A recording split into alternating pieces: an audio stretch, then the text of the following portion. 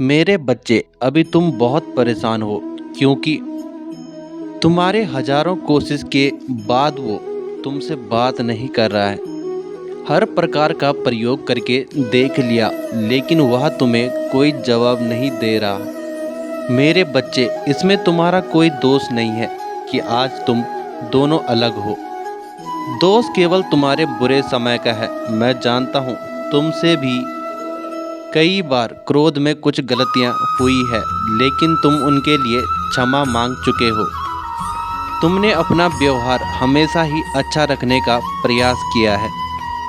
कई बार उसके व्यवहार से तुम्हारा हृदय बहुत दुखा, फिर भी तुमने हमेशा उसकी गलतियों को माफ़ कर दिया और सदैव ही उससे प्रेम से बात की, क्योंकि तुमने हमेशा उसकी खुशियों को अपनी खुशियों से आगे रखा है। मेरे बच्चे, मैंने देखा है कि तुम उसे कितना प्रेम करते हो।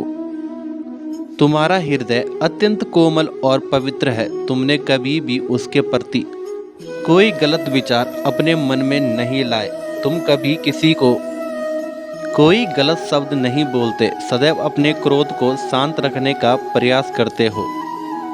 तुमने उससे सच्चा प्रेम किया था, उसका प्रयोग करने के लिए उसके साथ नहीं थे।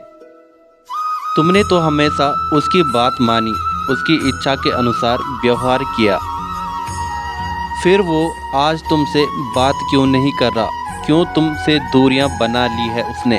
मेरे बच्चे, हर व्यक्ति एक समान नहीं होता। तुम नहीं जानते हो कि उसके मन में क्या चल रहा था। दुनिया में हर एक व्यक्ति तुमसे केवल इसलिए नहीं जुड़ेगा कि उसे तुमसे स्नेह है। कई लोग ऐसे भी आएंगे जो केवल स्वार्थ के लिए तुम्हें अपना कहेंगे, अपना कार्य पूर्ण करने के लिए तुम्हारा प्रयोग करेंगे।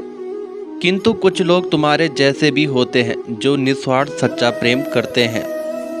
मेरे बच्चे, मैं जानता हूँ तुम्हारा प्रश्न यही होगा कि तुम ऐसी साथी की तलाश कैसे करोगे जो तुमसे सच्चा प्रेम करे। तो मेरी इस बात को ध्यान से सुनना। जब भी तुम प्रेम बंधन में बंधो, तब हमेशा देखना कि तुम्हारा साथी तुम्हारा सम्मान करता है या नहीं। ऐसा तो नहीं कि केवल जब उसे तुम्हारी आवश्यकता होती है तब वह तुमसे मीठी वाणी में बोलता है, बाकी समय अपने आप को व्यस्त दिखाने का प्रयास करता है।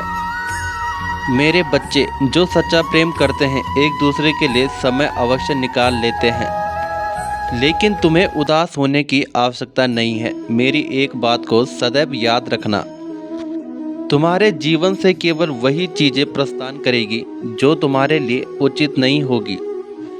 जो तुम्हारे लिए उचित और सर्वश्रेष्ठ है वह किसी न किसी माध्यम से अवश्य प्राप्त होगा, और इसी प्रकार शीघ्र ही तुम्हें तुम्हारा सच्चा प्रेम भी प्राप्त होगा। यदि अभी जो व्यक्ति तुम्हारे साथ है वह तुम्हारे लिए उचित है, तो वह अवश्य बदलेगा। तुम दोनों की गलतफहमी और दूरियों का कारण कोई तीसरा ही है। ऐसा व्यक्ति जिसे तुम दोनों जानते, लेकिन वह तुम दोनों को खुश नहीं देख पा रहा है।